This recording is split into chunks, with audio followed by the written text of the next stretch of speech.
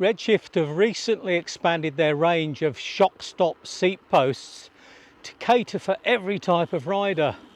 In today's video, we'll take a detailed look at the range and try to help you decide which is the best for you.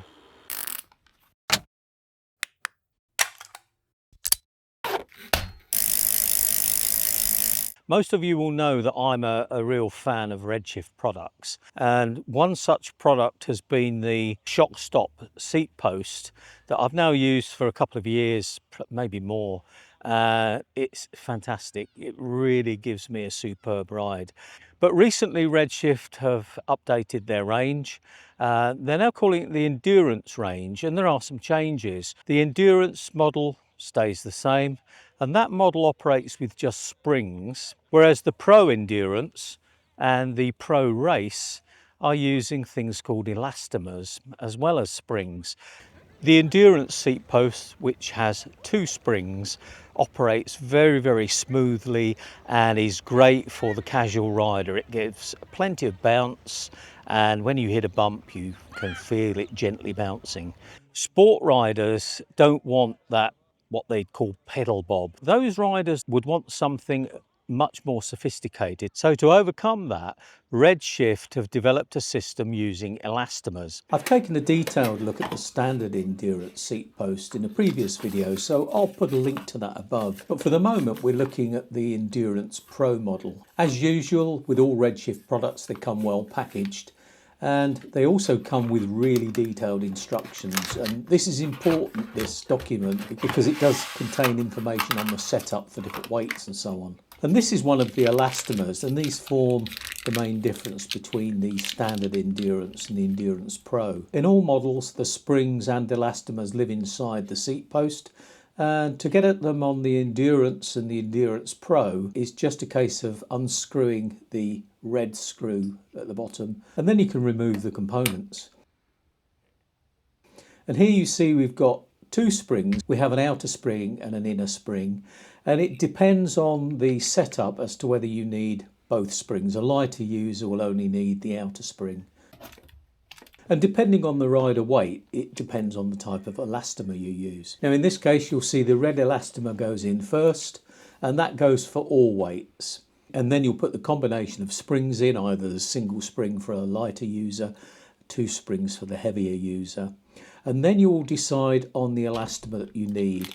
Now, in my case, because I'm a heavier rider, I need the red elastomer, and the green elastomer that's left over is for lighter riders. And here I'm tightening up the red screw. That adjusts the tension, and what you'll see on that screw, that there is a scale on there that you will adjust according to your weight. So it means that you can still have that comfort. It's going to take the road buzz out of a road bike, but you're not going to waste your energy in that bounce that you'll get from the saddle in the Endurance. So this is Jonathan, who's my road bike tester. He's been testing the Endurance race. What do you think? I've been really surprised with it. It was a little bit tricky to get used to begin with, just with the movement of the saddle. But once you get out on these roads around Hampshire, they're pretty lumpy, lots of holes, lots of cracks to dodge. And it really kind of comes into its own and takes a lot of the sting out of the saddle. I noticed when I was riding behind you earlier that I can actually see the saddle moving, but you're not really noticing that movement. No, once you get used to it, and you've got to adjust the saddle to the right height for the travel in it, but once you've got it set up, it just don't even know it's there. Right. Until someone pulls up next to you and says, "Oh, what's all that about?" And you've had a few of those. Yeah, and there's people in my club that have got the stems, and I think some of the gravel riders have got stems and seat posts. I think you weighed both the old outgoing seat post and the new seat post. What was the difference in weight? The difference between that and the S-Works carbon post was about 228 grams. Right. So yeah, I guess if someone's really worried about weight, they're probably not going to entertain anything else because they'll just be going for light stuff. But for someone like me that doesn't watch what they eat and doesn't need the lightest stuff, that 200 grams is nothing really. So I think this is definitely the way forward. Yeah. It's not like a big up and down. It's just, yeah. Constantly It's subtle. dampening. Yeah. It's subtle. Yeah. Now the Pro Endurance works in very much the same way, but there is a difference in terms of weight, and there is also a difference in terms of how you adjust. Now on the Endurance Race, it's necessary to just take out a pin, and that allows you to get to the elastomers. You are provided with a mixture of elastomers, so it allows you to choose the right setup for your weight. So that was the Pro Race. So now we'll have a look at the Endurance and the Endurance Pro. Now the Endurance Pro is a fraction lighter than the Endurance, so why would there be a choice? Well, Wendy and I have been riding previously with the Endurance, which we loved, and now since we came back from the Edinburgh ride, we've been using the Endurance Pro. And the main difference with the Endurance Pro is that instead of using springs only, it uses a smaller pair of springs and 2 elastomers. Now the reason for this is that the elastomers work in conjunction with the springs to give a more damped feel.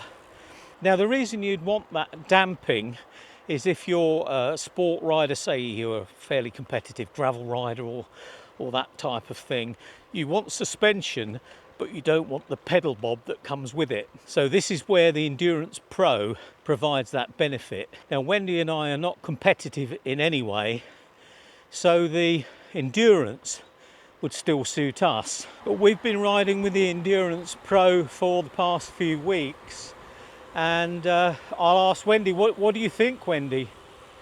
I really like it. Having got it right, there's probably not that much difference for me personally between the two.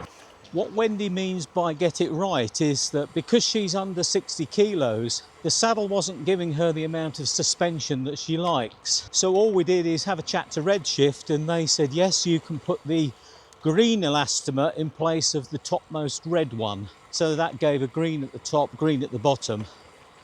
And now she's got that perfect suspension. So the thing to remember here is when you look at the Redshift website, if you are heavier or lighter than the guidelines, just remember that these are just guidelines. So just drop them a note, tell them what your weight is, and they'll give you the advice. And that may well be a heavier spring for a heavier rider, heavier elastomer, lighter elastomer, and so on. And you can see the movement if you look at the bottom of Wendy's Garmin radar in relation to her wheel. You can actually see it moving up and down. If you do want to buy this seat post, I'm putting the link below, and you'll see there's a 15% discount if you use my link. As always, I'll make it clear these products have been given to us by Redshift, but Redshift insists that we tell it how it is. What I would also say to you in terms of discounts, whereas my 15% discount is a good one, sometimes Redshift do have sales on, so it's always worth checking with those first, because I want you to get the best deal you can. So thanks for watching, and enjoy your riding.